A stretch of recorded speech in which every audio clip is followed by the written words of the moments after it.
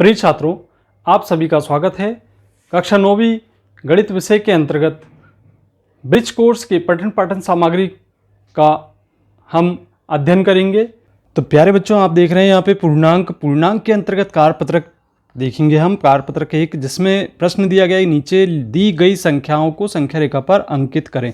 तो यहाँ पे एक संख्या रेखा दी गई, लेकिन संख्या रेखा पे पहुँचने से पहले हम थोड़ा पूर्णांक के संबंध में जान लें कि वास्तव में इसमें कौन कौन सी परिभाषाओं की जानकारी होना हमें आवश्यक है। तो यहाँ पे आप सबसे पहले देख रहे हैं, यहाँ पे प्राकृत संख्या के बारे में जानकारी होना आवश्यक है। तो 1 से लेकर यहाँ पे लिखा गया 1 2 3 4 5 6 7 8, ये सभी संख्याएं डैश डैश डैश आगे तक जितनी संख्याएं हैं ये सभी प्राकृत संख्या कहलाती हैं, जिसको हम इंग्लिश में नेचुरल नंबर कहते हैं। अब इसके बाद आप देख रहे हैं यहाँ पे पूर्ण संख्या प्राकृत संख्या आगे यदि हम शून्य लगा देते हैं तो ये पूर्ण संख्या हमें कहलाती है। और इस प्रकार से यहाँ पे पूर्ण संख्या आप देख रहे हैं 0 1 2 3 4 5 6 7 8, ये सभी संख्याएं पूर्ण संख्याएं होती हैं। इसके बाद आप पूर्णांक देख रहे हैं, तो पूर्णांक में आप देख रहे हैं यहाँ पे 0 1 2 3 4 ये जो पूर्ण संख्याएं थी, और इसके आगे यदि ऋणात्मक संख्याएं लिख दें, ऋण 1 ऋण 2 ऋण 3 ऋण 4 इत्यादि, तो इस प्रकार से ये जो संख्याएं हैं ये पूर्णांक कहलाती हैं। अब पूर्णांक के अंतर्गत आपको यहाँ पे ये कुछ संख्याएं यहाँ से 1 से लेकर दिख रही हैं, तो ये धनात्मक पूर्णांक कहलाते हैं। और यदि ऋण 1 से यदि हम बात करते हैं तो ऋण 1 ऋण 2 ऋण 3 ऋण 4 इस प्रकार से ये जो संख्याएं हैं ये ऋणात्मक पूर्णांक कहलाते हैं। अब इसमें देखिए संख्या रेखा की बात करें हम, संख्या रेखा में आपको दिखाई दे रहा है, यहाँ पे संख्या रेखा दिख रही है एक, यहाँ पे हमने संख्या रेखा बना रखे हैं यहाँ पे। तो ये 0 1 2 3 4 5 6 7 दिखाई दे रहा है, और इधर से 0 ऋण 1 ऋण 2 ऋण 3 ऋण 4 ऋण 5 ऋण 6, तो ये एरो लगा हुआ है, मतलब इस संख्या रेखा का विस्तार हो रहा है, इसकी लंबाई असीमित है। तो बच्चों यहाँ पे ये जो धनात्मक पूर्णांक हैं और यहाँ पे ऋणात्मक पूर्णांक हैं, अब इसमें हमको संख्या रेखा पर दर्शाना आना चाहिए। तो जैसे हमें ऋण 3 दर्शाना है, तो यहाँ पे ऋण 3, ये ऋण 3 होगा, ये इसको हम गोला लगा देते हैं। इसी प्रकार से यदि हमको 5 दर्शाना, तो यहाँ पे हम धन 5 देख रहे हैं, यहाँ पे ये हमारा 5 होगा। तो इस प्रकार से ये यहाँ पे ऋणात्मक धनात्मक संख्याओं को हम दर्शा सकते हैं। तो आपका कार्यपत्रक क्रमांक 1 में पहला प्रश्न यही कह रहा है कि दी गई संख्याओं को संख्या रेखा पर अंकित करें। तो यहाँ पे जो सबसे पहला है ऋण 4। अब आप देखिए यहाँ से 0 से इधर की ओर आप जाते हैं तो धनात्मक संख्या है, और अगर पीछे की ओर आते हैं तो ऋणात्मक संख्या है। तो यहाँ पे सबसे पहले ऋण 4, तो यहाँ से हम स्टार्ट करेंगे गिनना, ऋण 1 ऋण 2 ऋण 3 ऋण 4, तो यहाँ पे आप ऋण 4 लिख दें बस, तो ये आपने दर्शा दिए कि ऋण 4 है। इसके बाद आप देख रहे हैं 8, तो आप यहाँ से गिनना चालू करेंगे धनात्मक दिशा में, 1 2 3 4 5 6 7, और थोड़ा सा आगे और आप बढ़ा दें और यहाँ लिख दें 8। ओके, तो इस तरीके से आप 8 को दर्शाएंगे। इसके बाद आप दर्शा रहे हैं यहाँ पे ऋण 6, तो यहाँ पे आप ऋणात्मक दिशा में चलेंगे, तो ऋण 1 ऋण 2 ऋण 3 ऋण 4 ऋण 5, और ये यहाँ पे आप लिखेंगे ऋण 6। तो इस तरीके से आपको यहाँ पे दर्शाना है। इसके बाद 3 को दर्शाएंगे, तो धनात्मक दिशा में 1 2 3, तो इस तरीके से यहाँ पे आपने 3 को दर्शा दिया। अब आप 2 को दर्शाएंगे तो धनात्मक दिशा में ही दर्शाना, तो यहाँ पे 0 1 2, यहाँ पे 2 आएगा। तो ये जो हम लिख रहे हैं इसका तात्पर्य है कि यहाँ पे हमको धनात्मक और ऋणात्मक पूर्णांक को दर्शाना है, प्रदर्शित करना है। इसके बाद आप देख रहे हैं यहाँ पे कि ऋण 2 दर्शाना है, तो 0 ऋण 1 ऋण 2 इस तरफ चलेंगे पीछे की ओर, तो यहाँ पे ऋण 2 आएगा। तो इस प्रकार से हम ऋण 2 को दर्शाएंगे। इसके बाद ऋण 3 को दर्शाना है, तो 0 ऋण 1 ऋण 2 ऋण 3, यहाँ पे ऋण 4 और ऋण 2 के बीच में ऋण 3 आया है। तो ये देखिए हमने जो संख्याएं दी गई थी उनको हमने संख्या रेखा पर अंकित कर दिया। तो यहाँ पे अंकित करने का प्रश्न था। अब चलिए, अब हम कार्यपत्रक क्रमांक 2 की बात करते हैं। कार्यपत्रक 2 में प्रश्न क्या है, आप देख रहे हैं यहाँ पे रिक्त स्थानों में छोटा है और बड़ा है का प्रयोग करना है। तो जिस तरफ मुंह खुला रहेगा वो संख्या बड़ी रहेगी, आपको हमेशा हमने बताया है। तो बड़ा है तो 0, आप देख रहे हैं ऋणात्मक संख्याएं हमेशा छोटी होती, और जितनी बड़ी ऋणात्मक संख्या होगी वो उतनी छोटी होगी, और ये आगे की जो धनात्मक संख्याएं हैं वो बड़ी होती चलती हैं। तो संख्या रेखा पर ये हमें इस बात का ध्यान रखते हुए चलना है। तो यहाँ पे देखिए, यहाँ पे हम 0 ऋण 3 से बड़ा होगा कि छोटा, तो हम क्या कहेंगे, यहाँ पे 0 ऋण 3 से इस तरफ चलते हैं तो ये छोटी होती चलती हैं संख्याएं। कैसी होती चलती हैं, छोटी। और इधर चलते हैं तो 0 के इधर चलते हैं तो संख्याएं बड़ी होती चलती हैं। तो यहाँ पे आप देख रहे हैं ऋण 3 की बात कर रहा, तो ऋण 3 छोटी है शून्य से, तो शून्य क्या हुआ, बड़ा हुआ। तो इस तरीके से जिस तरफ जो संख्या बड़ी रहेगी उस तरफ हम पे प्रदर्शित करेंगे। इसके बाद ऋण 40 और ऋण 20, तो ऋण 40 जितनी बड़ी संख्या होगी ऋणात्मक उतनी छोटी होगी, हमने कहा आपसे। तो यहाँ पे ऋण 20 से बड़ी होगी और ऋण 40 छोटी होगी। इसके बाद ऋण 90 और 48, तो ऑब्वियसली धनात्मक संख्या बड़ी होगी ऋणात्मक से। और यहाँ पे ऋण 53, ऋण 5 लिखा है, तो ऋण 53 बड़ी है कि छोटी है, छोटी है, क्योंकि जितनी बड़ी संख्या रहेगी ऋणात्मक उतनी छोटी होती है। तो इस तरीके से यहाँ पे ये चिन्ह ऋण 5 की ओर हम दर्शा देंगे।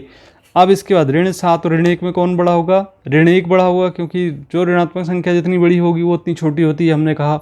इसी प्रकार से ऋण 100 ऋण 101, तो ऋण 101 लिखा है, तो 101 छोटी होगी ऋण 101 और ऋण 100 बड़ी होगी। तो ये आपने दर्शा दिया कि कौन सी संख्या बड़ी है अथवा कौन सी छोटी है, ये आपको दर्शाते बनना चाहिए। अब चलिए कार्यपत्र क्रमांक 3 की हम चर्चा करते हैं। कार्यपत्र क्रमांक 3 में आप देख रहे हैं प्रश्न लिखा हुआ है कि आरोही व अवरोही क्रम दर्शाएं। तो आरोही का मतलब क्या होता है, आरोही का अर्थ है बढ़ते क्रम में, अर्थात छोटी से बड़ी संख्या की ओर जब चलते हैं तो वो आरोही क्रम कहलाता है। और यदि हम अवरोही क्रम कहते हैं तो बड़ी संख्या से छोटी संख्या की ओर चलते हैं तो उसको हम अवरोही क्रम कहते हैं। तो इसको बढ़ते क्रम में जैसे हम दिख रहे हैं 1 है ना, तो फिर उसके बाद बढ़ते क्रम में देखिए आप चिन्ह कैसे बता रहे हैं हम, 1 छोटा है 2 से, 2 छोटा है 3 से, 3 छोटा है 4 से, 4 छोटा है 5 से। इस तरीके से हम यहाँ पे आरोही क्रम को दर्शा सकते हैं, मतलब बड़ी संख्या की ओर मुंह खुला रहेगा।